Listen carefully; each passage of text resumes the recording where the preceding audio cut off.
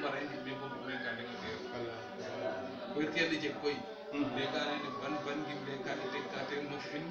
ba ka ya ka à peu près wala kede yangi mi rasa ko mun jonda rek ami ñanga ru ngit mo ngeban de ka ne to do ci waaw de ka ne à peu près ay nangam to kin lu na surtout aranga par exemple ko an gal fi lu na wo ci mom de ka ne foko jeng jambar ma ci ko nana nga koy par exemple tig na ni jeng nga yek dam affecté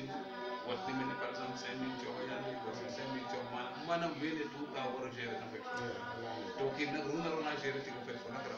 foko sat passé koy té rek né gan ko ngir nak yeen ko sa ko ngir té ñu té ko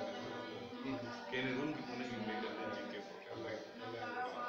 on ko ro bo ko kat non dal ngi me kene ni bare du bare ba ko da ko té ko ka adu de na ken lay na lay ben fa ki ban sut boté sut yo mbi yo